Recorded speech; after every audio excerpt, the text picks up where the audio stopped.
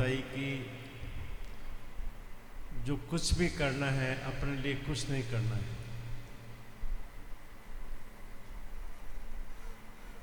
सर्वभूत हित के आधार पे जो भी करना है सभी के लिए करना है। अपने लिए ना तो किसी बात करने की आवश्यकता है और ना कुछ करना है। और जब सबके हित की बात होगी तो अपना हित हो जाएगा, इस विचार की भी आवश्यकता नहीं है। और इसके माध्यम से सेठ जी के उन्होंने संस्मरण का बात बताई, जिससे कि प्रत्यक्ष बात उन लोगों के जीवन में उतरी हुई है तो हमारे जीवन में भी उतर सके, ऐसा महाराज जी का भाव है। नारायण नारायण। राम वल्लभ जी भैया, इसे कोड लिस्ट नहीं कुछ लगता? हाँ, कोड लिस्ट दे दो ना सर।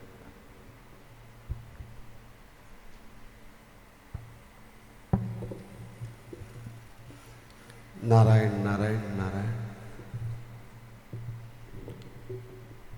महाराज जी ने त्यागा शांति अनंतरम, इसके बारे में उपराड़ी बताया कि गीता जी में ये उपराड़ी है। अपने जो कुछ भी करना है अपने लिए कुछ नहीं करना है। इसके साथ ही साथ मनुष्य मात्र का कल्याण कैसे हो, ये एक कुर्सी खाली है जो सेठ जी ने बताया। और नारायण नारायण। कौन सी कुर्सी खाली है? ऐसे जिसमें सबका कल्याण हो, ऐसी एक कुर्सी खाली है जिसके लिए अभी कोई भी ऐसा महापुरुष हुआ नहीं है, ऐसा बताया गया। एक बात और बताई कि जो सुखासक्ति है, अपने अगर सुख लेने की कुछ भी इच्छा नहीं होती है तो दुख कभी हो नहीं सकता है। सुख में सुख का आग्रह या सुख की इच्छा बिल्कुल अपने अंदर होनी नहीं चाहिए, तो दुख आ नहीं सकता। नारायण नारायण। श्याम जी को दे, श्याम जी ले सोम ले, तो माइक ले। हाँ, अब बता। नारायण नारायण।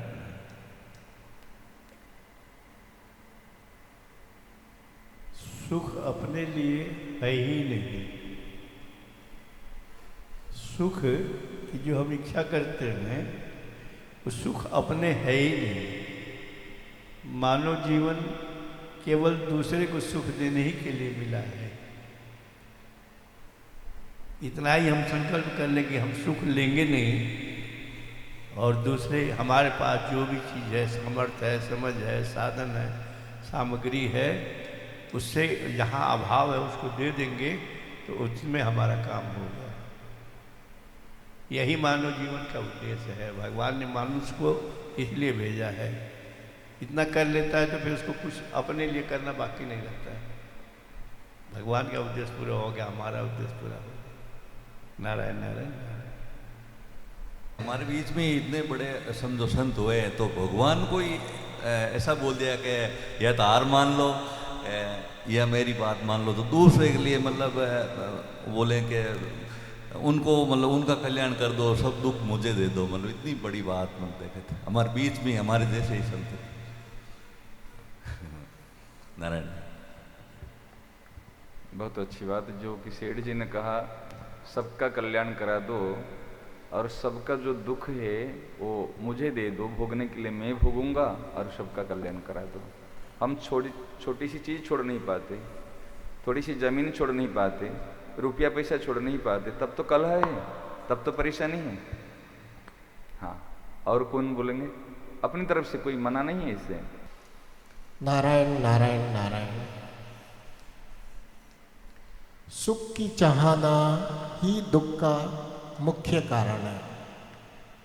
हमें अपने लिए कुछ भी सुख की चाहना नहीं करनी चाहिए। जो कुछ भी अपन करते हैं वो दूसरों के लिए करें, जो कर्म करते हैं वो दूसरों के लिए करें, भजन करें तो भी दूसरों के लिए करें। दूसरों के कल्याण की कामना ही रखना मनुष्य का उद्देश्य होना चाहिए। नारायण। बहुत सुंदर बात। नारायण नारायण। महाराज जी, ये जो दूसरों की भावना दूसरे के लिए अच्छी रखने के लिए बड़ी शरीर के वो बहुत बड़ी वो करनी पड़ती है, ऐसे नहीं होती है ये। आप बोल तो सुन लेते हैं, बोल देते हैं, मगर बहुत बड़ी इसके अंदर त्याग भावना रखनी पड़ती है। उसके अंदर शरीर के अंदर में बहुत बड़ा वो करना पड़ता है, ऐसे नहीं होती है। आप सुनते हैं सब संतों का वचन, मगर ये बहुत बड़ी शरीर का त्याग करना पड़ता है, ऐसे नहीं होती है। अपन सोचते हैं कर लें, मगर बड़ी मुश्किल की बात है ये। नारायण नारायण।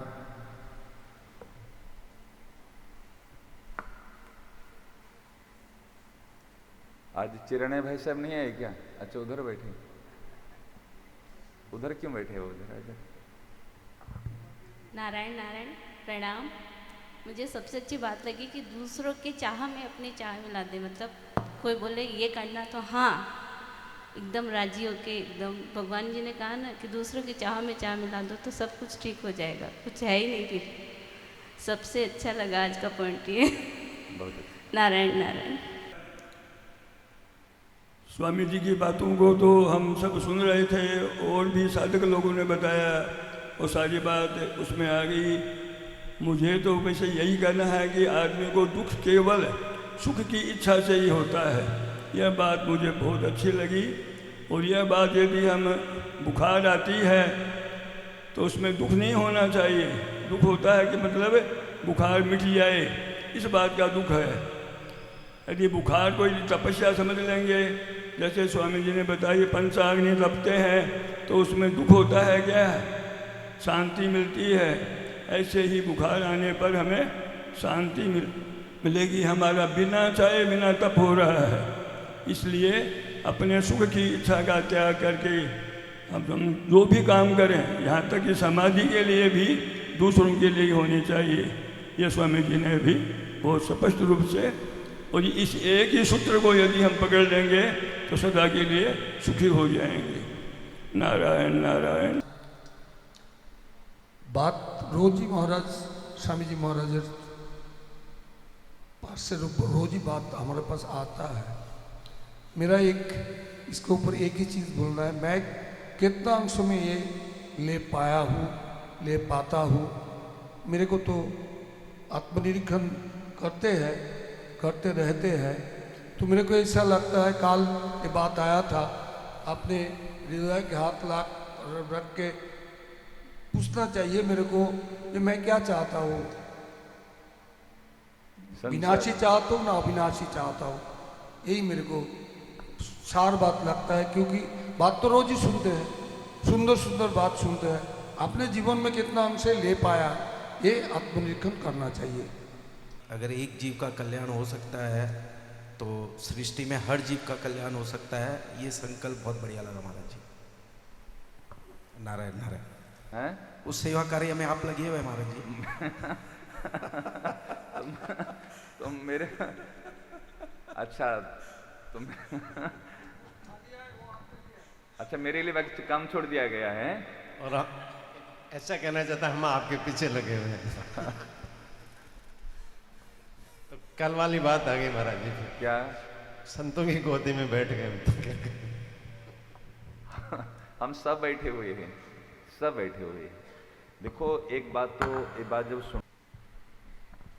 महाराज जी देखो, राम राम, सारी बातें आ गई, पर मैं मेरा जीवन का बता रही हूँ। हाँ, बस अपने अपने जीवन का बस। कि मेरे को जो लाभ हुआ और जो अब जीना आ गया, आनंद से रह रही हूँ, और ठाकुर जी की इच्छा में इच्छा हो गई कि उनकी प्रसन्नता में अपनी प्रसन्नता, वो मैं बता रही हूँ। मेरे जीवन में महाराज जी की जो शुभ साधना है, उपराड़ी रास्ता बताया, प्लेन वाला रास्ता बताया, वो मैंने जब पहली बार सुना महाराज जी के मुख से, वो पहली बार क्या, जब ऋषिकेश में जाती सुनती थी नहीं, तो महाराज जी ने खुला नहीं किया था, थोड़ा थोड़ा थोड़ा बताते थे, एकदम खुला नहीं किया। फिर महाराज जी का जीवन का कुछ समय रहा नहीं, तब महाराज जी ने खुला किया था। वो मैंने आमने सामने नहीं सुना था, वो मैंने घर में बैठे, और महाराज जी ने जो विलक्षण सत्संग नाम की कैसेट थी महाराज जी की, विलक्षण सत्संग, उसमें महाराज जी ने, उस टाइम मेरे कोई तकलीफ थी महाराज जी, शरीर की वेदना थी खूब, तो मैं कोई आयुर्वेदिक देसी दवाई ले रही थी। वो दवाई में क्या, ये बद्री भाई जी गए होते ऋषिकेश, तो मैंने 50 कैसेट मंगाई थी उनसे, महाराज जी से, बद्री भाई जी से। वो 50 वो कैसेट लेके आए थे उधर से, वो लेके आए। मैं प्रसन्न हो गई कि मेरे को दवाई लेनी है, रूम में बंद रहना है, 5 दिन तक कुछ नहीं करना है, मतलब वो दवाई में ऐसा साधन था।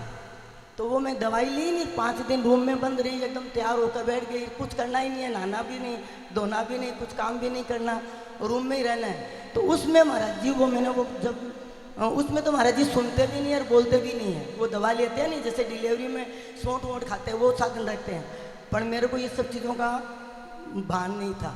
तो उसमें क्या, मैं स्मरण भी करती थी और वो महाराज जी की कैसेट भी सुनती थी सारे दिन। तो उसमें उपराड़ी रास्ता, ये सत्संग विलक्षण आया नहीं, उससे मैं नहा लो, वो शुभ साधन मेरे जीवन का। एक सवाल है मन में, अगर जैसे सेठ जी ने चाहा कि सभी का कल्याण हो जाए, हम भी चाहते हैं सभी का कल्याण हो जाए, अगर सबका कल्याण हो गया और सब भगवान में विलीन हो गए, तो फिर ये संसार कैसे चलेगा? ये सब पहले कल्याण का अर्थ समझो। कल्याण का अर्थ मरना नहीं है, जीते जी मरना है।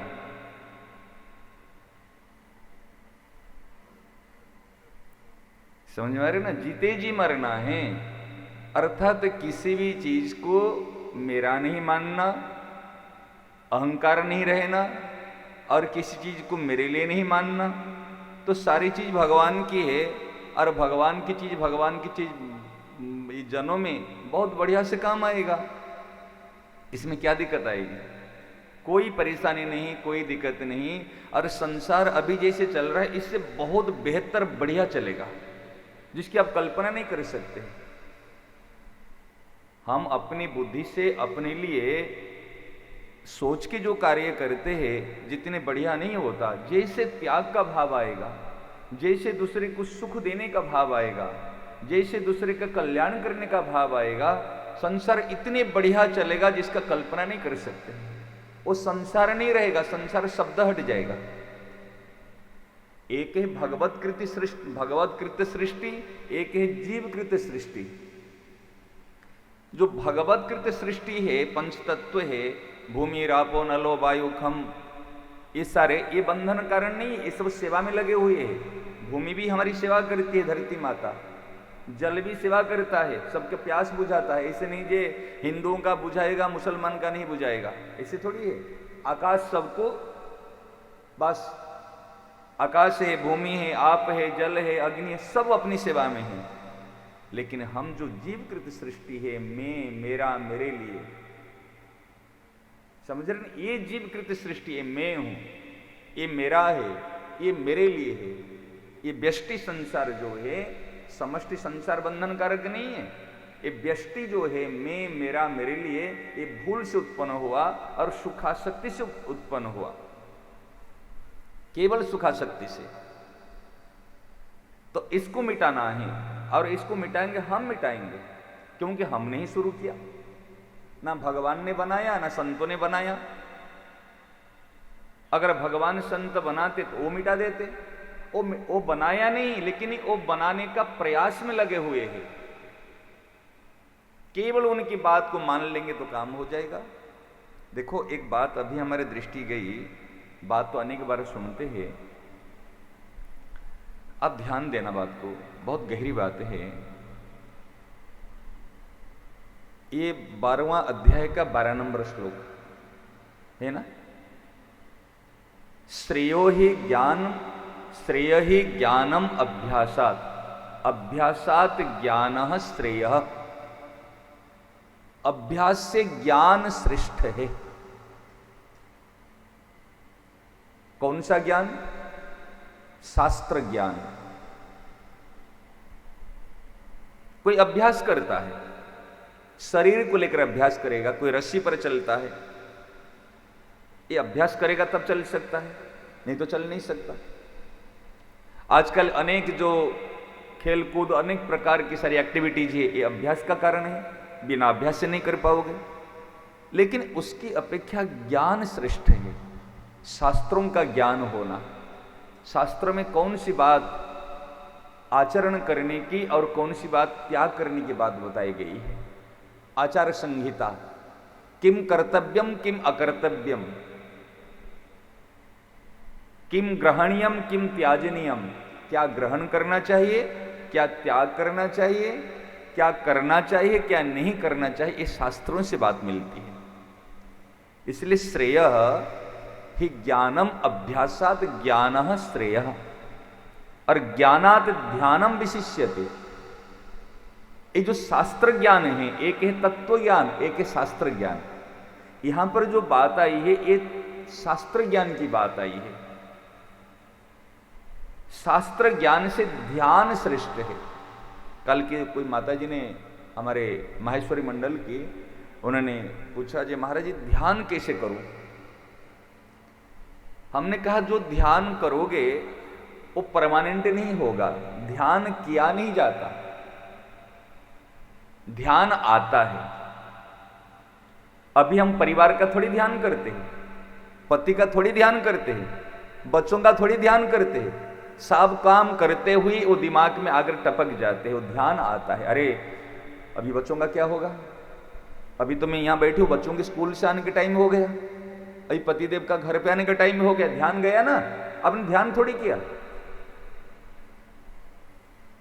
तो ध्यान क्यों गया? जिसके साथ में आपका संबंध है वहां आपका ध्यान जाता है, और जिसके साथ में आपका संबंध नहीं है उसको ध्यान आप करते हो। आजकल जो मेडिटेशन है ना, आंख बंद करो, बिल्कुल ब्रीथिंग माने श्वास लो, थोड़ा सा एक्सरसाइज, इस शरीर को थका देते हैं। और थकाने के बाद कोई भी बैठ जाएगा, थोड़ी सी शांति मिलेगी, हो गया ध्यान। एक्सरसाइज करने के बाद में शरीर थक जाएगा, और थकने के बाद में कहेंगे चुपचाप बैठ जाओ, थोड़ी सी उसमें सबको भी रिलैक्स हो जाएगा, सबको शांति मिलेगी। ये ध्यान किया नहीं जाता है, ध्यान होता है। समझ में आए ना? तो ये जो बात बताई गई है, श्रेय ही ज्ञानम अभ्यासात ज्ञान श्रेय, और ज्ञानात ध्यानम विशिष्यते। आज हमारे शास्त्रों की अनेक ज्ञान को अर्जन कर लिए। आज रामायण में बात आई है, भागवत में बात आई है, और गीता जी में बात आई है, महाभारत में बात आई, बहुत तो हमको ज्ञान है, लेकिन ध्यान नहीं है, कोई एक में हमारी निष्ठा नहीं है। ज्ञान तो बहुत है, शास्त्र ज्ञान, लेकिन आचरण नहीं है, एक चीज में फोकस नहीं है। अच्छा विचार करो, एक पत्नी को परिवार के सब सदस्यों का नाम पता है ना? नहीं, परिवार का सब सदस्यों का नाम पता है, लेकिन यदि उनकी निष्ठा पति में नहीं होगी, क्या पतिव्रता कहलाएगी? सबका नाम जानकारी होते हुए भी जब पति का नाम जानकारी नहीं है और पति में निष्ठा नहीं है, इसको कहते ध्यान। ज्ञान तो है लेकिन ध्यान नहीं है, वो ज्ञान काम का नहीं है। इसको और भागवत के श्लोक बता रहे हैं कि ज्ञान है लेकिन दृढ़ता नहीं है, अदृढ़म च हतम ज्ञानम। जहां पर दृढ़ता नहीं है वो ज्ञान नष्ट हो गया। ये भागवत का श्लोक। इसलिए ज्ञानात् ध्यानम विशिष्यते।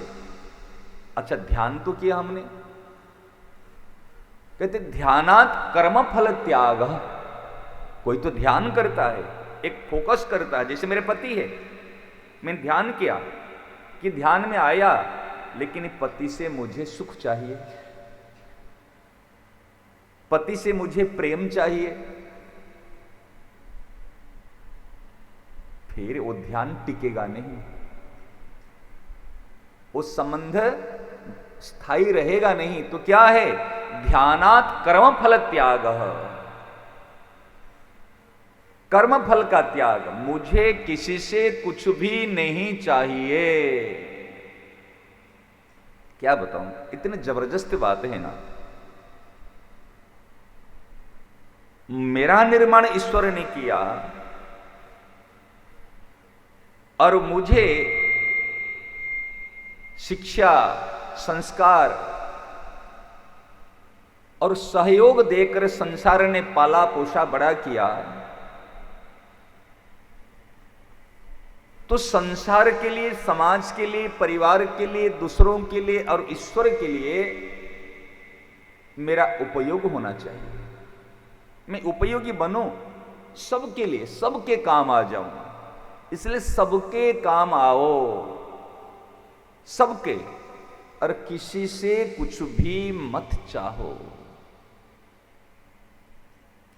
इतनी जबरदस्त बातें हैं ना, जिसको हम कहते देना और लेना।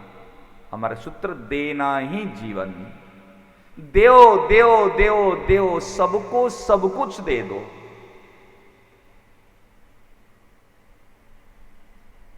हमारे ऊपर सबका अधिकार है, लेकिन मेरा किसी के ऊपर कुछ अधिकार नहीं है।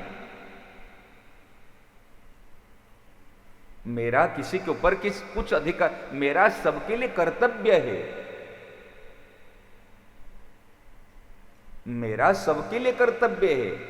अगर मेरी पत्नी है तो पत्नी के लिए कर्तव्य है उनको सुख में रखना, लेकिन पत्नी मुझे सुख देगी, ये अधिकार को लेना ही नहीं। हम अधिकार जताते हैं, तू पत्नी हो ना, तू मेरी सेवा कर, तू मेरी बात मान, तू बेटा है ना, तो मेरे कहने अनुसार चल, तो सत्संग है ना, मेरी बात सुन।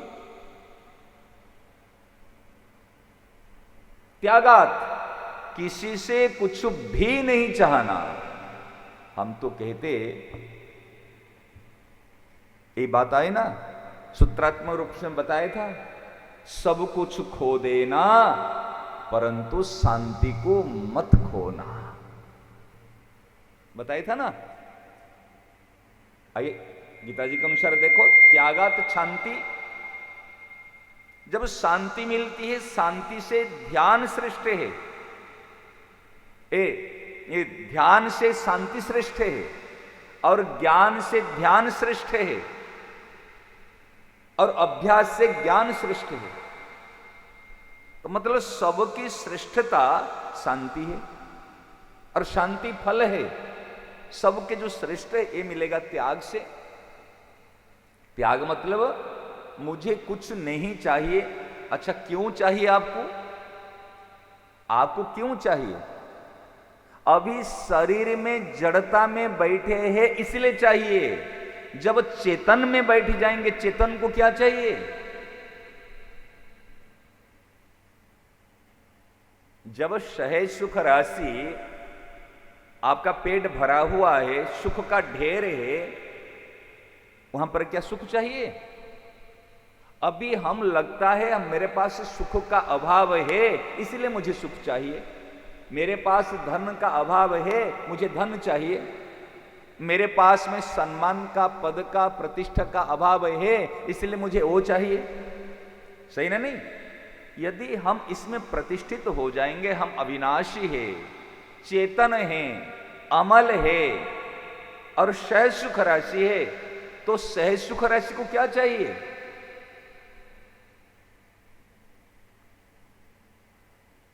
विचार करो। अरे त्याग किसके लिए? जड़ता का त्याग बताया गया है, चेतन का त्याग नहीं है। त्यागात शांति मतलब जड़ता के साथ में हमारा जो संबंध था, उस संबंध को छोड़ना है। संसार को छोड़ नहीं सकते, लेकिन संसार के साथ में जो संबंध हमने स्थापन किया था, वो संबंध है काल्पनिक संबंध। ये संबंध है आगंतुक संबंध, वो संबंध है ऋणानुबंध संबंध। ये ऋणानुबंध काल्पनिक आगंतुक संबंध के साथ में अपना संबंध नहीं मानना।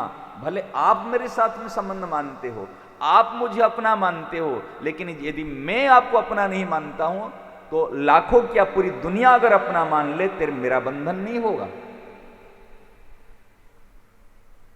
मैंने महाराज से एक बार पूछा था, बोले महाराज जी घर गृहस्थ में व्यक्ति 4 व्यक्ति रहते हैं, उसमें फंस जाते हैं, उसमें बंध जाते हैं, और आपको इतने लोग अपना मानते हैं। मानते महाराज जी पूरे के पूरे मेरे हैं, सबको लगता है जी पूरा के पूरा मेरे महाराज जी है और मेरी बात सुनेंगे, मुझे प्यार देते, तो आपके लिए कितना बड़ा बंधन है। तो महाराज जी ने कहा नारायण, मैं ईश्वर के नाते और सबको सबकी सेवा करने के लिए, सबको सुख पहुंचाने के लिए मैं अपना मानता हूं, और व्यक्तिगत रूप में कोई मेरा अपना नहीं है, मुझे किसी से कुछ नहीं चाहिए। कितनी बड़ी बात बताई। ईश्वर के नाते और सेवा करने के लिए मैं सबको अपना मानता हूं, लेकिन व्यक्तिगत रूप में कोई मेरा अपना नहीं है। भले वो मेरे को अपना माने, लेकिन मैं व्यक्तिगत रूप में किसी एक को अपना नहीं मानता हूं। केवल ईश्वर के नाते और सेवा करने के लिए ये अपने ही में सेवा कर पाऊं।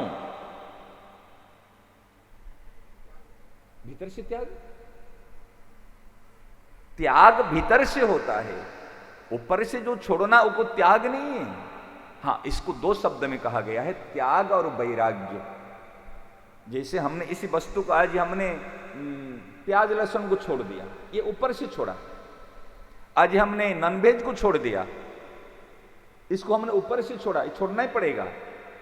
आप कहेंगे त्याग तो हम भीतर से कर लेंगे, ऊपर से करने की क्या जरूरत है? ना, ऐसे नहीं चलेगा। जो शास्त्र निषेध है उसको तो कई चीज को ऊपर से त्याग करना पड़ेगा।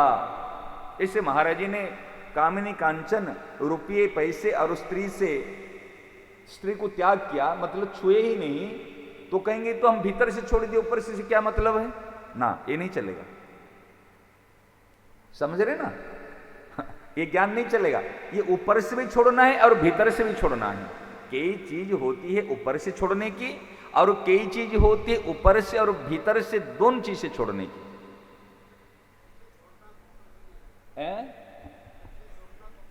हाँ, भीतर से छोड़ना जो कंपलसरी, इसको कहते वैराग्य। राग नहीं रहा उसमें। त्याग करने के बाद में भी राग रह जाता है। हमने धन को तो यूं छोड़ दिया, लेकिन अंदर में हमारा सुखासक्ति राग है। व्यक्ति को तो छोड़ दिया, लेकिन उसके अंदर राग है। लेकिन वैराग्य जो कहते हैं, विशेष वैराग्य, उसके प्रति हमारे वैराग्य हो गया, भीतर से आकर्षण नहीं है। हमारे रूप सनातन के लिए आया है कि संसार स्वाद सुख बांत जियो, दोहों रूप सनातन त्याग दियो। भक्तमाल में आती है, संसार स्वाद सुख बांत जियो। बांत माने उल्टी। संसार का जो सुख को उन्होंने उल्टी जैसे, ऐसे दोनों ने, रूप सनातन ने ऐसे त्याग कर लिया। अर्थात 2 बार मुख फेर के फिर उसकी ओर दिखा ही नहीं। ये है त्याग। वैराग्य बिल्कुल इसके प्रति, एक है राग, एक है वैराग्य और एक है अनुराग। संसार के प्रति आकर्षण ये है राग। संसार से आकर्षण रहित ये है वैराग्य, और सत्य चेतन की ओर खिंचाव आकर्षण ये है अनुराग। संसार से वैराग्य चाहिए, भगवान से वैराग्य मत लेना। वो वैराग्य वो काम का नहीं है। अगर भगवान से वैराग्य हो जाए, क्या वैराग्य ये बड़ी हानि की बात। अनुराग होना चाहिए। और कैसे? जैसे संसार में आसक्ति पुरुष वस्तुओं में, पदार्थों में राग करता है, ऐसे वो जो भगवान का भक्त होता है और ऐसे संसार की तरह भगवान में आसक्त हो जाता है, इसलिए भगवान कहते हैं मया शक्त मनहा पार्थ। दशरथ जी ने कहा ना, मुझे ऐसा स्नेह हो। कैसे? क्या आया चौपाई? जो कि सब मुझे बलम आसक्त कहते रहे, पुत्र में ऐसे राम जी में ऐसा स्नेह हो, एक चौपाई है ना उसमें। जिस सब कोई मुझे ऐसे कहते रहे, लेकिन मुझे उनमें बिल्कुल ऐसे आसक्ति जो कहते संसार की तरह भले मोह हो जाए, मेरा उसमें ऐसा प्रेम हो। एक अच्छा चौपाई आया है उसमें पूरा स्पष्ट रूप में। तो कहने का तात्पर्य है हमारा अनुराग उसमें है। आज जो मूल में महाराज जी ने ये बात बताई, देखो बहुत विलक्षण बात है। जब हम अपने लिए जिएंगे नहीं, ये मान लेंगे ये जो जीवन मिला है ये केवल ईश्वर के लिए और समाज के लिए, दूसरे के लिए। मूल में देखो, मूल को सुधार करो। मुझे चाहिए नहीं कि अगर मेरे को सोचो मेरा जीवन प्रभु के लिए है, स्वयं प्रभु के लिए, और 3 प्रकार के जो शरीर है, स्थूल सूक्ष्म कारण। स्थूल शरीर में सेवा कर पाएंगे, सूक्ष्म शरीर में चिंतन कर पाएंगे, और कारण शरीर में समाधि के तीनों चीज शरीर, स्थूल सूक्ष्म कारण शरीर से जो कुछ भी होगा वो समाज के लिए। और ध्यान देना, कई बार साधक क्या करता है ना, साधना का सुख लेता है। ये बड़ी गूढ़ बात है, समझ में आया? आज ध्यान में बैठा कि भजन में बैठा, बड़ा आनंद आया, बड़ा आनंद आया।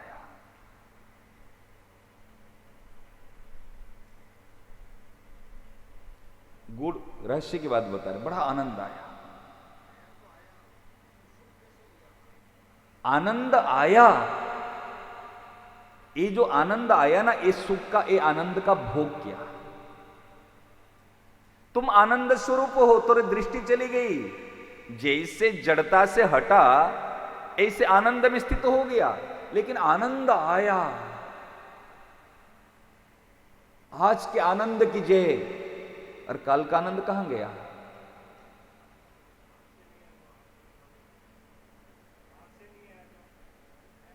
हाँ, हम क्या करते? आनंद आया, अरे आनंद ना आता है ना जाता है, आनंद ज्यों की त्यों स्थिर रूप में रहता है। आनंद आया नहीं, हम आनंद के पास में जाकर पहुंच गए। मतलब आनंद स्वरूप में हमारी स्थिति थी। जब हम मानते थे मैं अमुक हूं, वो जड़ता, वो जो काल्पनिक के संबंध हटते ही हम उसमें स्थित हो गए। और जैसे स्थित हो गए, ये तो हमारा स्वरूप है। लेकिन आनंद आया, ये भोग है। शांति मिली, ये भोग है। तो उसमें रमण नहीं करना। अभी जो आती है ना, जो शांति का भोग करेगा वो भी दुख का भोग करेगा, वो भी अशांति का भोग करेगा। अभी जो हमको अरे शांति मिली, फिर बाद में अशांति भी हुई। मन चाही हो गई तो शांति, मन के विपरीत हो गई तो अशांति। अभी ये शांति अशांति को हम नित्य भोग, ये पाप है, ये भोग है। लेकिन हमको चाहे चिर शांति, चिर शांति, जो शांति को कोई ले नहीं सकता, शांति कभी खो नहीं सकती, शांति कभी जा नहीं सकती,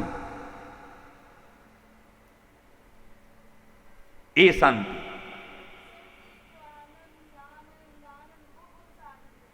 वो है वास्तविक दिव्य आनंद। वो जो आनंद है वो अपना स्वरूप का आनंद, चिदानंद सदानंद कहते ना।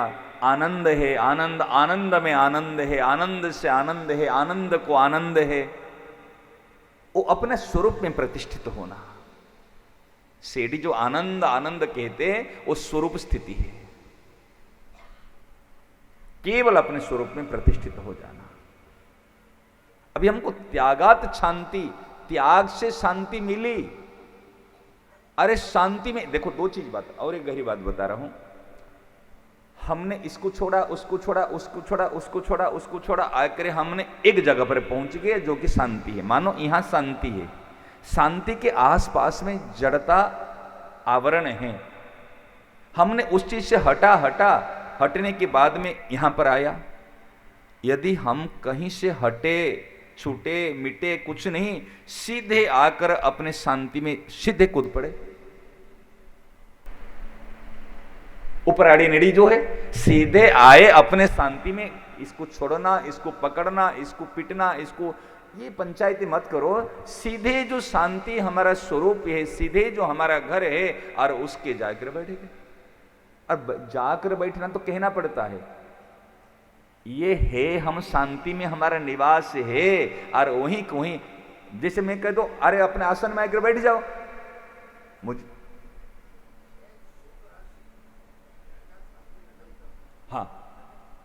हाँ देखो, त्यागात शांतिरनंतरम, त्याग से तत्काल शांति मिलेगी। और सहज सुख राशि होती है, आप स्वाभाविक सुख का भंडार है। तो सहज माने स्वाभाविक ही सुख का भंडार है। आनंद, सहज सुख माने आनंद, जो सहज सुख का भंडार है। जब आप, इसलिए पहले बताए थे ना एक बार सत्संग में, कई बार, आप सहज सुख राशि में प्रतिष्ठित रहो। मैं सहज सुख राशि, तो फिर किसको त्याग करोगे? समझ में आ रहा है ना? हाँ, किसको त्याग करोगे आप? त्याग का शब्द है ही नहीं। अभी अभाव है तब तो हम सुख ढूंढते हैं ना। हमारे किसी चीज का अभाव है तब तो अभी हमको भूख लग रही है। भूख मीन्स भोजन का अभाव इक्वल टू भूख। जल का अभाव, शरीर में जल का अभाव हुआ इसलिए प्यास लगी। समझ में आ रहे ना? जल का अभाव इक्वल टू प्यास, अन्न का अभाव इक्वल टू भूख।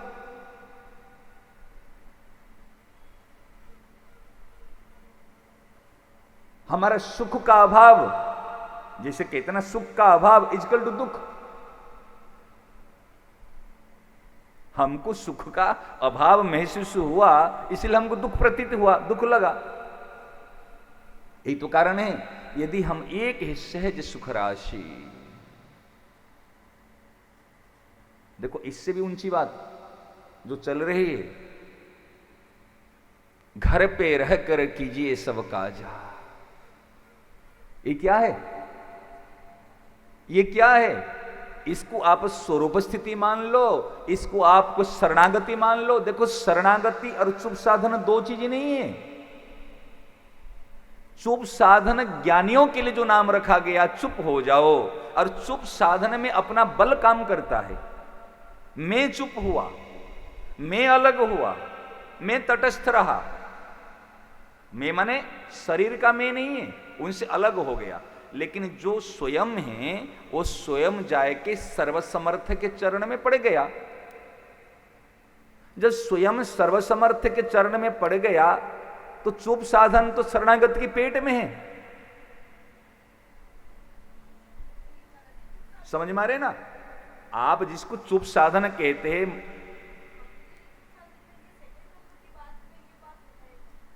क्या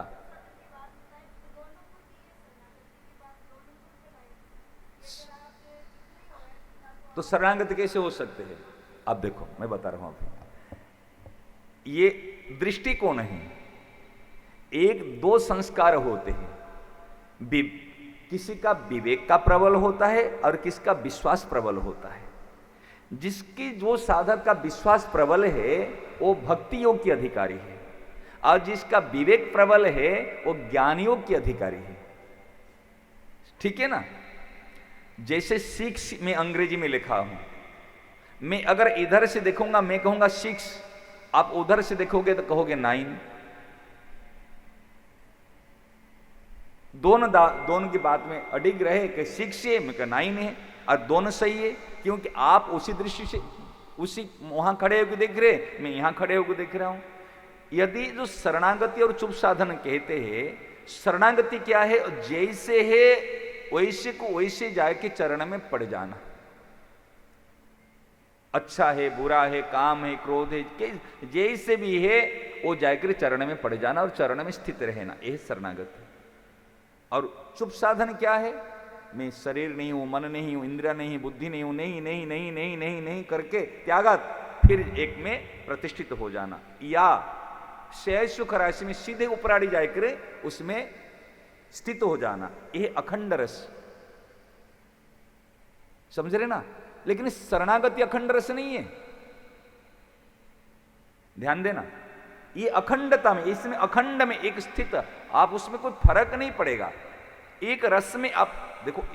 तो क्या इसमें क्या विशेषता है? हमने जो जड़ता को पकड़ा है, जड़ता से हमारा संबंध विच्छेद हो गया, हम अखंडता में प्रतिष्ठित हो गए। लेकिन अखंडता में प्रतिष्ठित होने से काम नहीं, अखंडता से प्रतिष्ठित होने से हम तो उसमें मिल गए, सारूप्य, हमारे उनके रूप के साथ में रूप मिल गया। लेकिन जो वर्धमान प्रेम कहते हैं, जो अनंत रस कहे, अगाध प्रियता कहते हैं, मिलने के बाद में, कल बताए थे ना, एक होने के बाद में भक्त्यार्थम सुकृतम द्वैतम, फिर जो दो होते हैं, कल बताया ना, बिंदु में बिंदु जाकर सिंधु में हम मिला दिए तो सिंधु बन गया। ये है चुप साधन, अखंडता में। फिर सिंधु होने के बाद में फिर तरंग उत्पन्न होना, ध्यान आया ना? सिंधु से फिर दो होना। अभी जो हम कहते हैं ना, मैं भगवान का बेटा हूं, हम शरीर को लेकर कह देते हैं, मैं भगवान का दास हूं, इस शरीर को लेकर हम कहते, इसको लेकर उसमें एक बार लीन कर दो, लीन करने के बाद में फिर जो दास है ये आपका भाव शरीर है, सखी है ये आपका स्थूल सूक्ष्म कारण शरीर से जो ऊपर है वो है भाव शरीर। तीनों शरीर बंधन का कारण है, इसलिए तीनों शरीर आप नहीं हो, तीनों शरीर से ऊपर जो है भाव, इसलिए बताए ना, भाव और स्वभाव को बिगाड़ना नहीं, ये भाव शरीर, तो उसी में आप रहना है। सिंधु में तरंग का अनुभव, तरंग होगा ऑटोमेटिक, तरंग में जल है, हां, ये रसमय भाव बपू। और वो जो अभी जो ये बपू है हमारा, जो अखंडता है, ये है हमारे सत्य चेतन बपू, और वो है रसमय बपू, ये प्रकाश है, ये जो चुप में ये प्रकाश स्वरूप है, लेकिन वो रस स्वरूप है। समझ रहे ना?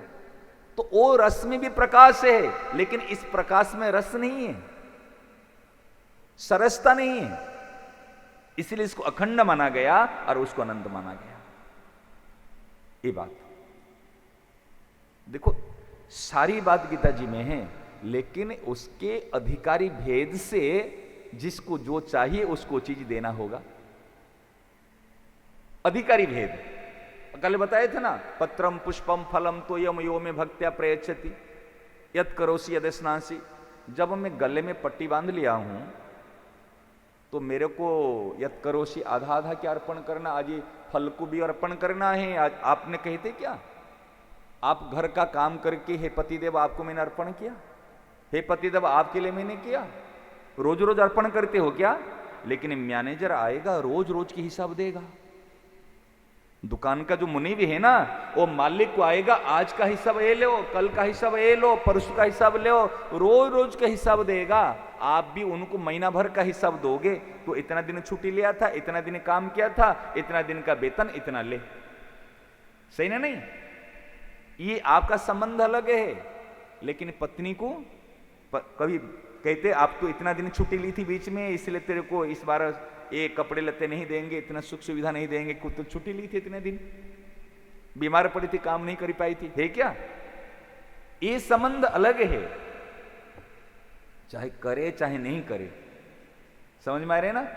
और लेकिन अगर कोई नौकर, कोई काम करने वाला, 15 दिन तो छोड़ दोगे कोई बात नहीं, लेकिन 2 महीना अगर छुट्टी ले लिए नहीं छोड़ोगे, ये संबंध अलग है। ये हमारा संबंध है इससे। इस चीज को ध्यान देना। और एक बात मुझे खास आज लगी जो मुझे बता रहा हूं। देखो आज दृष्टि गई बात की। मैं कई बार सुना हूं एक कुर्सी खाली है, एक कुर्सी खाली है, और शेठ जी कहते थे भाई अभी तक वो कार्य मैं कर नहीं पाया। जब ये बात सुनते थे ना बड़ी पीड़ा होती थी। और मां बाप का असली बेटा तो वो है जो अपनी माता पिता की आखिरी इच्छा को पूरा कर ले। सेना ने अगर उनकी आखिरी इच्छा होती कोई मकान बनाने की, कोई व्यापार को बढ़ाने की, फिर शरीर चला गया, कर नहीं पाए, तो हम सोचते यार मेरे पिताजी की इच्छा थी कि मेरे मां की इच्छा थी, तो उनके नाम पे कि उनकी स्मृति पे हम इस कार्य को करेंगे।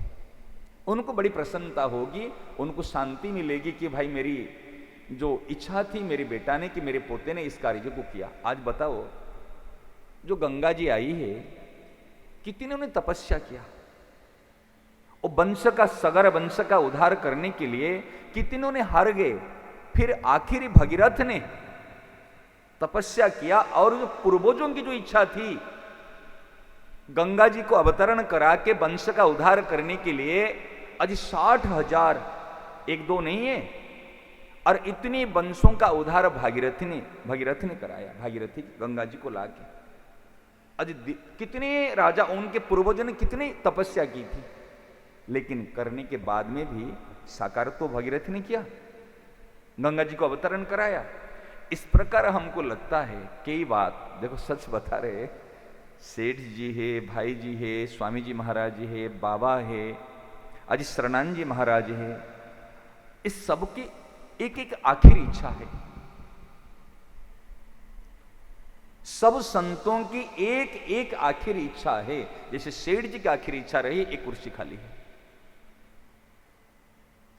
और कुर्सी मतलब अगर एक का कल्याण हो सकता है तो करोड़ों का कल्याण हो सकता है। और कौन कराएगा कल्याण? सेठ जी ने आज की ध्यान दिया ना कि अगर ऐसा व्यक्ति कोई होगा जिसका अन्न खाने से कल्याण हो जाएगा, जिसके दर्शन से कल्याण हो जाएगा, जिसका स्पर्श से कल्याण हो जाएगा, और जिसके वाणी सुनने से, ऐसा जीवन, वो जीवन किसको मिलेगा? जो कुर्सी खाली है ये उस व्यक्ति के लिए कुर्सी खाली है, उस व्यक्ति के लिए कुर्सी खाली है जो सबका कल्याण सबका हित चाहता हो। और क्या सबका हित का परिणाम क्या? कहे सबका हित तो चाहता है लेकिन प्रति बदल में भगवान को भी नहीं चाहता है। प्रति बदल में मैं हित करूं, अरे सम्मान तो बहुत तुच्छ बात है, सांसारिक सुख तो बहुत घटिया बात है, सांसारिक सुख सम्मान ये तो बहुत नीचे रह जाए, नीचे दर्जे की बात है। कहते अगर भगवान भी मिल जाए ना कि भगवान मुझे नहीं चाहिए। सेठ जी ने कहा था जैसे हम चीज वस्तु को बांटते हैं कि ऐसे भगवान को भी बांट दो, पहले सबको मिलो फिर बाद में मुझे मिलो। कल एक ध्यान दिया था ना, आप बताया था, 2 प्रार्थना किए थे, ध्यान आया? हे नाथ, हे मेरे नाथ, मुझसे भी सर्वश्रेष्ठ सफलता। अभी कहने से ये पुष्ट हुई बात। एक सफलता होती है, एक सर्वश्रेष्ठ सफलता। सर्वश्रेष्ठ सफलता मीन्स ईश्वर प्राप्ति, वो आनंद को प्राप्ति। और एक तो सर्वश्रेष्ठ सफलता अपने अपने दृष्टिकोण से, जैसे कोई सीए का विद्यार्थी है मैं सीए बन जाऊं, कोई एमबीए का विद्यार्थी है मैं एमबीए का डिग्री हासिल कर लूं, ये उनके लिए उपलब्धि है, सफलता है। कहते सर्वश्रेष्ठ सफलता अर्थात दूसरे को ईश्वर की प्राप्ति हो जाए, शांति मिल जाए, मुक्ति हो जाए, और वो रस में सराबोर हो जाए, वो जो निकुंज रस की प्राप्ति, इस सर्वश्रेष्ठ सफलता दूसरे को मिले, अर्थात सबको मिले। और हे मेरे प्राणनाथ, ध्यान आ रहे ना, हे मेरे नाथ, हे मेरे प्राणनाथ, और सर्वोपरि प्रसन्नता। दूसरा अगर प्रसन्न रहता दुख आ सकता, चिंता आ सकती। प्रसन्नता का अभाव ही चिंता है। चिंता क्या है? प्रसन्नता का अभाव ही चिंता है, प्रसन्नता का अभाव ही अशांति है, प्रसन्नता का अभाव ही दुख है। सही ना? नहीं? जैसे अन्न का अभाव ही भूख है, जल का अभाव ही प्यास है। समझ में आ रहे ना? नहीं आ रहे? इसलिए प्रसन्नता का अभाव ही संसार है। तो हमने क्या प्रार्थना की? देखो, एक बात में सोच के नहीं बोला था और आज पुष्ट हो रही बात। देखो, ऐसे गाड़ी में जाते जाते ऐसे पेन डायरी पास में रहती तो ऐसे आया, मन में लिख दिया, जिस सर्वोपरि प्रसन्नता सबको मिले।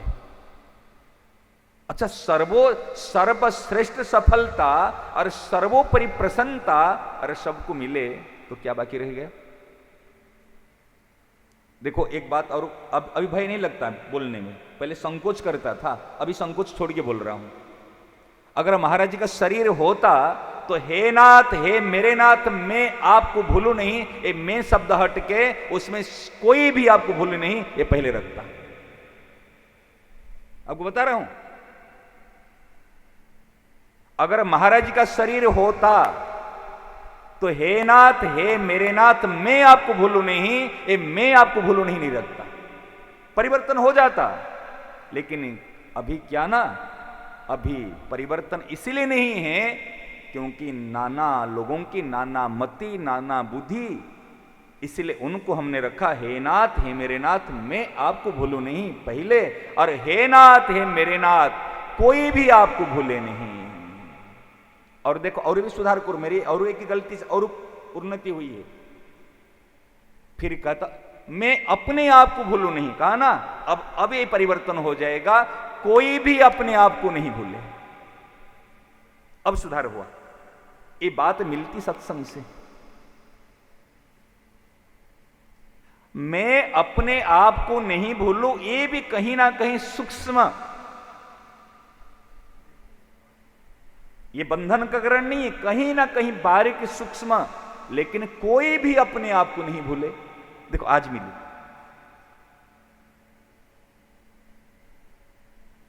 और कितना व्यापक हो गया बताओ। जो सेठ जी ने कहा एक कुर्सी खाली है, वो कुर्सी को हमको हासिल करना है, हैं? हाँ, जो लेस मात्र भी नहीं, कोई भी अपने आप को नहीं भूले।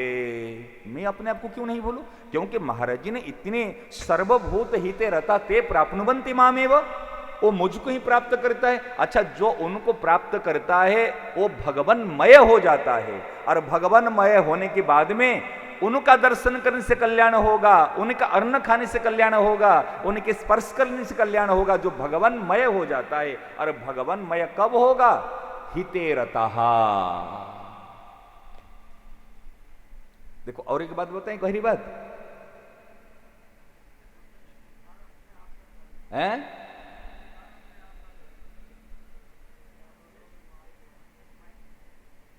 हाँ, बोलो, ऐसे बोलो, ऐसे बोलो।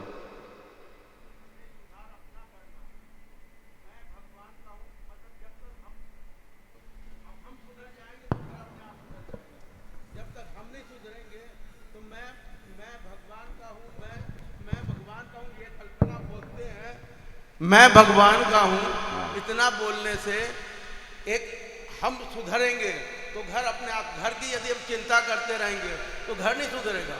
हमें सुधार अपने आप का करना है। हमें यदि सुधार, हम खुद सुधर गए तो घर अपने आप सुधर जाएगा। जब तक हम घर की चिंता करते रहेंगे, घर ये सुधर जाए, वो सुधर जाए, कोई नहीं सुधरेगा। हमें कितनी, हमारे में कितनी गलती है, हम अपनी गलती अपने आप अनुभव करेंगे और हम ये कहेंगे मैं भगवान का हूँ, तो भगवान की शक्ति, भगवान की कृपा भी आने लगेगी। सुनो मेरी और बात, हम सुधर जाएंगे। मेरी बात सुनो, मेरी बात सुनो।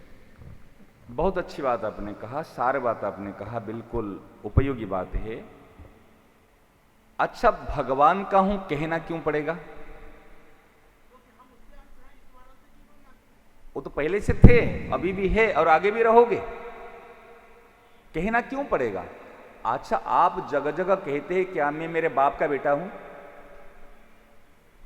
बताओ ना, सुनो मेरी बात, आप अपना बाप का बेटा हूं जगह जगह कहते हैं क्या? अगर आप है तो आपका बाप है, सही ना? नहीं, आप है तो आपका बाप, अगर कहेंगे आप कौन है तो आप कहते मेरा नाम अमुक है, अरे वो अमुक का बेटा है। लेकिन हम मान लिए, जो काल्पनिक मान्यता कर ले, मैं शरीर हूं, मैं धनी हूं, मैं ये हूं, तब हमको कहना पड़ता है कि मैं, ये कहना नहीं है, ये अनुभव करना। मैं केवल भगवान का हूं, और जैसे भगवान का हूं आपका अनुभव होगा, अनुभव होते ही आपसे दूसरे का हित होना शुरू हो जाएगा। समझ में आया ना? जैसे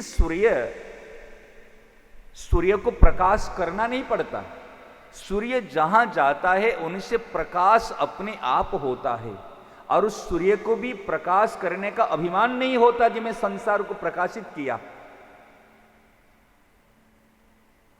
और प्रकाश करने का उन्होंने कोई वेतन नहीं ले रहा है भगवान से कि मैंने प्रकाश दिया तो मुझे इतने सैलरी दो। क्योंकि सूर्य को ठाकुर जी ने ऐसा बनाया, वो कहे तुम केवल ऐसा इसी रूप में हो, तुम जहां भी जाओगे प्रकाश दोगे। इसलिए हमारा स्वरूप ऐसा बनना चाहिए ना, हम जहां भी जाएंगे दूसरे को शांति देना नहीं है, हमारे से शांति की किरणें निकलेगी। बात समझ में आ रही ना मेरा जो भाव? हमारे से, इसको कहते वो कुर्सी खाली है, हम जहां भी जाएंगे हमारे से सेवा निकलेगी, हमारे से त्याग निकलेगा, और हमारे से प्रेम निकलेगा। इसलिए कहता हूं सेवक, साधक और उपासक। सेवा त्याग प्रेम की बात नहीं कहता हूं, सेवा त्याग प्रेम शक्तियां हैं, और शक्ति रहती है शक्तिमान के पास। ध्यान देना, ये थोड़ा गूढ़ बातें हैं। सेवा त्याग प्रेम, सेवा की शक्ति, और शक्ति रहती है शक्तिमान के पास। जैसे सोचो मेरे हाथ में शक्ति है लेकिन प्राण नहीं रहा तो शक्ति को काम आई क्या? मुर्दे के पास में वो शक्ति कुछ काम आई क्या? क्यों? शक्ति चली गई। तो शक्तिमान खुद सेवक है, चेतन स्वरूप है, तो इस सेवा काम आएगी, त्याग काम आएगा। इसलिए जो नई बात थी, सेवक हूं, संसार के लिए सेवक हूं, अपने लिए साधक हूं, और प्रभु के लिए उपासक हूं। आप जो कहते हैं ना परिवार के लिए कभी उपासक मत बनना, परिवार चाहता है आपकी सेवा। जब सेवक रूप में रहोगे तो सेवा कर सकते हैं, नहीं तो नहीं कर पाओगे। इसलिए आप जो कह रहे बात बिल्कुल ठीक है। एक बात कुछ कहना चाहता था,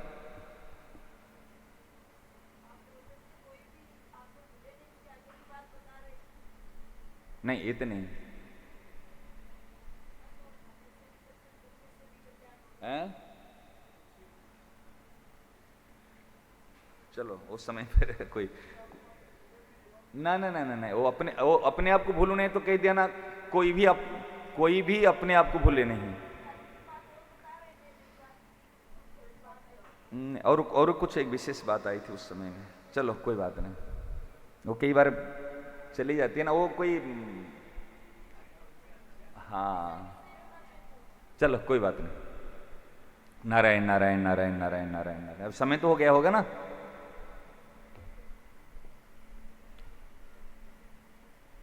बहुत हो गया, तो 6:15 का समय था ना, सही है, बराबर। चलो समय किसका, चल आज ही सुधार कर लेते जो भूल थी हमारी। देखो बात तो सत्संग से मिलती है भैया। मेरे को लगता अगर सत्संग इतने तक होता, एक सीमित होता, तो फिर तत्व विवेचन लिखने के बाद में साधक संजीवनी स्वामी जी ने क्यों लिखा? और लोगों ने बहुत विरोध भी किया था। आपको भीतर की बात पता नहीं है? सेठ जी की अनुयायियों ने बहुत विरोध भी किया था। क्या सेठ जी बड़े होंगे जाएंगे महर्षि के साथ, क्या ये और कुछ लिखेंगे?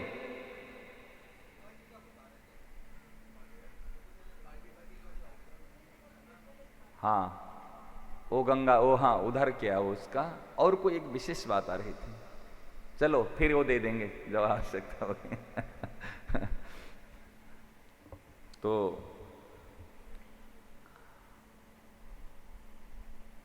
साधक संजीवनी लिख दिए, और साधक संजीवनी में पूर्णता आ जाती तो फिर बाद में परिशिष्ट लिखे। फिर बाद में प्रबोधनी लिखे, फिर भी महाराज जी की लेखनी बंद नहीं रही कि ये आविष्कार चलता रहेगा, चलता रहेगा, ये बंद नहीं होगा। ये महाराज जी अभी भी खोज में हैं और महाराज जी का जो संकल्प है ना, जल्दी से जल्दी सुगम से सुगम उपाय से सबका कल्याण हो, सबको भगवत प्राप्ति हो। महाराज जी जैसे नर नारायण ऋषि संसार के हित के लिए अभी भी तपस्या कर रहे, ऐसे महाराज जी का खोज अभी भी बंद नहीं हुआ है। आपको बता रहे हैं, ये बंद नहीं हुआ है। विवेकानंद जी और रामकृष्ण परमहंस जी के एक संवाद है। जब वो गले में कैंसर हो गए थे परमहंस जी के, उस समय विवेकानंद जी ने बहुत दुखी हो गए कि ठाकुर आप कुछ खा नहीं पा रहे, जो खा रहे यहां से निकल जा रहे, कुछ खा नहीं पा रहे, तो बहुत पीड़ा हो रही, शरीर भी कमजोर हो गया। तो परमहंस जी ने बहुत हंसे। रामकृष्ण परमहंस ने कहे, अरे नरेंद्र तू क्या कहता है, आज तू क्या कहता है? क्या मैं तो भूखा नहीं हूं, मैं तो भरपेट भोजन करता हूं। कि कैसे? कि पहले एक मुख से करता था, अभी अनेकों के मुख से करता।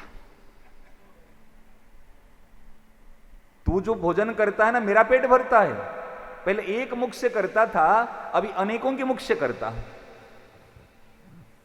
महाराज जी ये तो प्रत्यक्ष में अनुभव आ रहा है कि महाराज जी की उपस्थिति तो है ही, लेकिन शारीरिक रूप से उपस्थित नहीं होने के पश्चात में संतों के माध्यम से और जो साधनों के माध्यम से जो इनकी वाणी का जो प्रचार हुआ है, वो बहुत ज़्यादा हुआ है पहले से, इसलिए उपस्थिति तो उनकी है ही, इसलिए वो बढ़ता ही जा रहा है। प्रत्येक देखो उनका अवतार जो होता है ना, पहले शरीर में एक शरीर में स्थित थे, अब वो सूक्ष्म स्थिति में उनकी अभी उनकी माने उपस्थिति वाणी में, ग्रंथों में, संतों में, साधकों में, उनकी बुद्धि में, विचार में, हर जगह वो बैठे गए।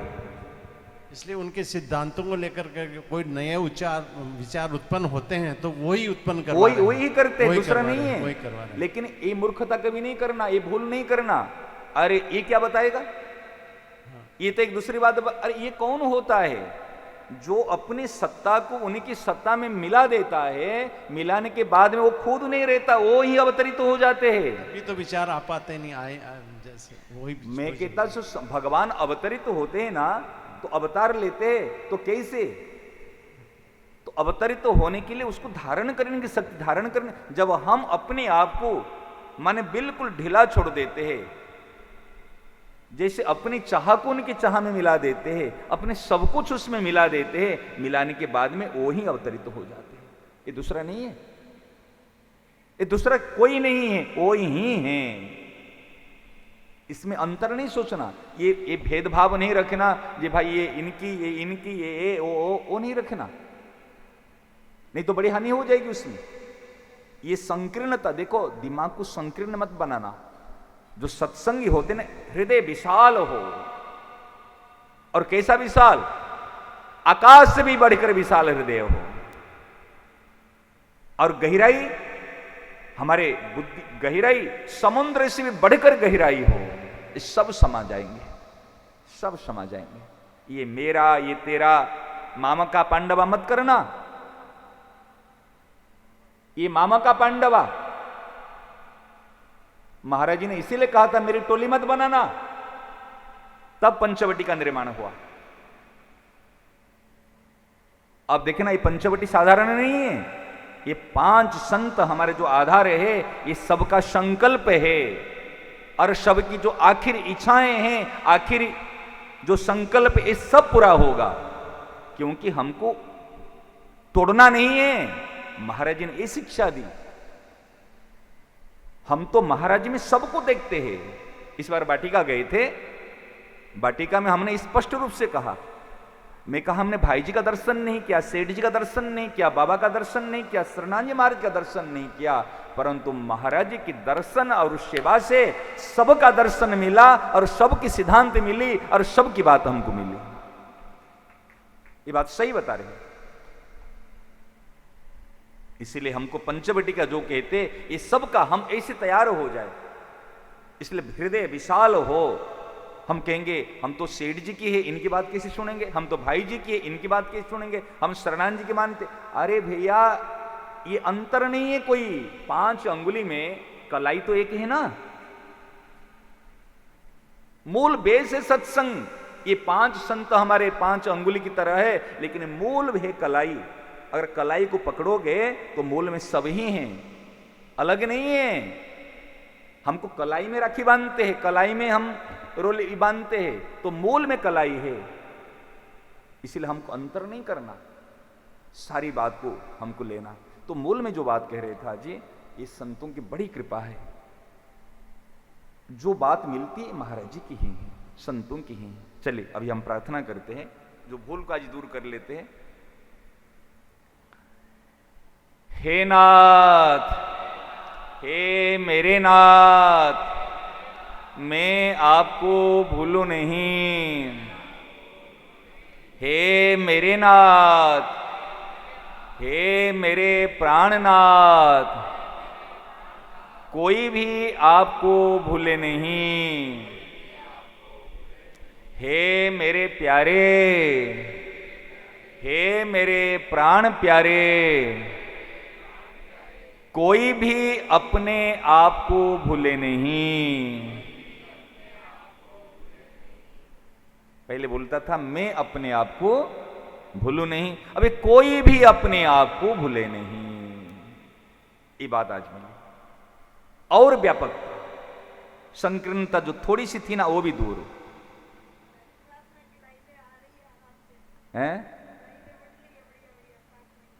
हाँ ना, ये शब्द हटा के, लाइन का हटा के, कोई भी अपने आप को भूले नहीं। बस चले अब 5 संतों को स्मरण कर लेते हम। हे सेठ जी तुभ्यं नमामि, तुभ्यं नमामि मनसा स्मरामि, तुभ्यं नमामि मनसा स्मरामि। हे भाई जी तुभ्यं नमामि, हे भाई जी तुभ्यं नमामि, तुभ्यं नमामि मनसा स्मरामि, तुभ्यं नमामि मनसा स्मरामि। हे स्वामी जी तुभ्यं नमामि, हे स्वामी जी तुभ्यं नमामि, तुभ्यं नमामि मनसा स्मरामि, तुभ्यं नमामि मनसा स्मरामि। हे बाबा जी तुभ्यं नमामि, हे बाबा जी तुभ्यं नमामि, तुभ्यं नमामि मनसा स्मरामि, तुभ्यं नमामि मनसा स्मरामि।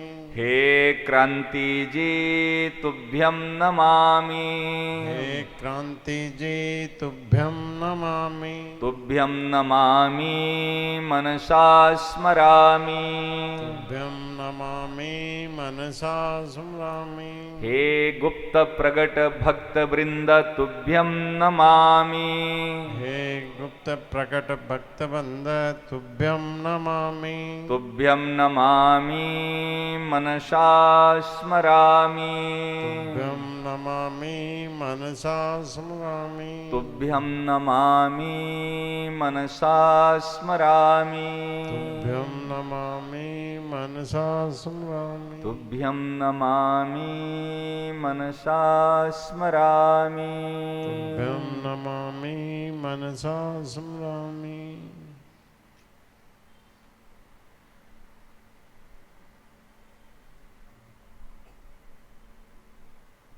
नारायण नारायण नारायण नारायण।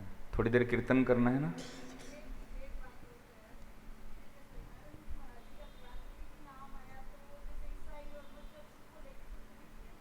ना, शरणानंद जी महाराज जी ने खुद कहा, अपना परिचय दिया, मैं एक क्रांतिकारी सन्यासी हूं। मैं एक क्रांतिकारी सन्यासी हूं, अपने मुख से उन्होंने बोला, अपना परिचय दिया, जे मैं एक क्रांतिकारी सन्यासी हूं। तो इसलिए उनका नाम रखा हमने क्रांति जी। जो क्रांति दिलाते हैं वो साधारण नहीं है। जैसे स्वामी जी, सेठ जी, बाबा जी, भाई जी और शरणानंद तू ढंग नहीं बैठा, इसलिए खुद बोला है क्रांति जी, और हमने भी शुरू से लिख दिया था उनमें क्रांति जी होगा इसमें। हाँ, वो सुर कितने साल हो गया बनना है, लेकिन कहते थे शरणानंद जी और आजकल कहना शुरू कर दिया है क्रांति जी। देखो और एक सूक्ष्म बात बता रहा हूं, कोई चीज कब है ना वो आगे पता चलता है। इस बैनर में आप देखो बंदे हितम, इधर से बंदे रतिम, एक कोड वर्ड है, एक कोड वर्ड है। और कितने साल हो गया, उस समय कोई बुद्धि नहीं थी इतनी, ये बुद्धि के अनुसार नहीं चलती सारी चीज। अब सोचो, अभी इसके अर्थ जब समझ में आती है, अभी ये बच्चों को हमने क्या कराया, कोई भगवान का नाम से कीर्तन नहीं कराया, उनका बंदे हितम बंदे नारा लगाया, बंदे हितम बंदे रतिम, सर्वभूत हिते रतः। एक कुर्सी खाली है ना, हित और रति, अगर हम हित का भाव करेंगे तो क्या संसार रहेगा? जो हित शब्द है वो भगवान से भी बड़ा है, पता है आपको?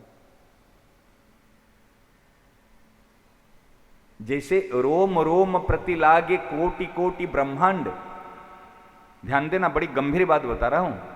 एक एक भगवान की रोम में करोड़ करोड़ ब्रह्मांड लटक रहे हैं, ऐसे हित शब्द में करोड़ करोड़ भगवान लटक रहे हैं। ध्यान देना भाई, जैसे भगवान की रोम में करोड़ करोड़ ब्रह्मांड लटक रहा है, और एक ब्रह्मांड में एक ब्रह्मा, एक विष्णु, एक महेश और सारी 33 कोटि देवी देवता, फिर मनुष्य, फिर इतर योनि जितना, ये ब्रह्मांड की सृष्टि, और एक रोम में करोड़ करोड़ ब्रह्मांड, और एक हित शब्द में करोड़ करोड़ भगवान लटक रहे हैं। अब क्या सोचते हो, ये हित शब्द क्या है? ये मामूली बात नहीं है। हित, ये हित हमारा स्वरूप है, हित स्वरूप। प्रियालाल भी, श्यामा श्याम भी हित की वंदना करते हैं। और रति, सब रति माने प्रीति, प्रेम, सब प्रीति की पुजारी है, सब प्रेम की भूखे है ना? नहीं, भगवान भी प्रेम की भूखे और आप हम भी प्रेम की भूखे हैं। इसलिए पता नहीं उस समय कैसा आया था, बंदे हितम, वो हित को वंदना करता हूं मैं, भगवान को वंदना नहीं करता हूं, वो हित को वंदना करता हूं। बंदे रतिम, वो रति, वो प्रीति को वंदना करता हूं। अब सोचो, वो जो कुर्सी खाली है ना, ये हम सब के लिए है। जब एक का कल्याण हो सकता, करोड़ों का हो सकता है। जब सब उसी भाव में प्रतिष्ठित हो जाएंगे तो सबको, अच्छा आप सोचेंगे एक कुर्सी है तो सब कैसे बैठेंगे, ये बड़ी समस्या है। ये आसे मिल की कुर्सी नहीं, जो काउंटेड रेतने कुर्सी है वो ही बैठेगा, और वो एक कुर्सी में सब समा जाएंगे। ये ध्यान देना, पूर्णा से पूर्णा निकालने के बाद में पूर्ण शेष रह जाता है, और वो कुर्सी कोई लकड़ी की कुर्सी नहीं है कि कोई प्लास्टिक की कुर्सी नहीं है जो कोई इतनी फीट के व्यक्ति बैठेगा। वो जो कुर्सी खाली है, हम सबके लिए कुर्सी खाली है। तो आप सोचोगे एक कुर्सी खाली है तो हम तो संसारी है, हम थोड़ी पहुंच पाएंगे। कोई महात्मा होगा, कोई जन्म लेगा, कोई बड़े महापुरुष होगा, वो जाकर कुर्सी में बैठेगा। हमारी धारणा इसे हो जाती है ना। लेकिन अभी समाधान है क्या, वो कुर्सी ऐसी नहीं है जो कुर्सी में एक ही बैठेगा। महाराज जी, हितम के प्रति जो वंदे रितम लिखा है, मतलब हित के प्रति जिसकी रति हो वह नहीं, हित को वंदना करते और रति को भी वंदना कर। रति माने प्रीति। अभी मैं हित करने की जिसमें प्रीति उत्पन्न होगा, हित किया ही नहीं, हित का भाव जैसे प्रीति, केवल एक सरसता उत्पन्न होगी। रति और हित इतना व्यापक है। थोड़ी देर कीर्तन करा दो।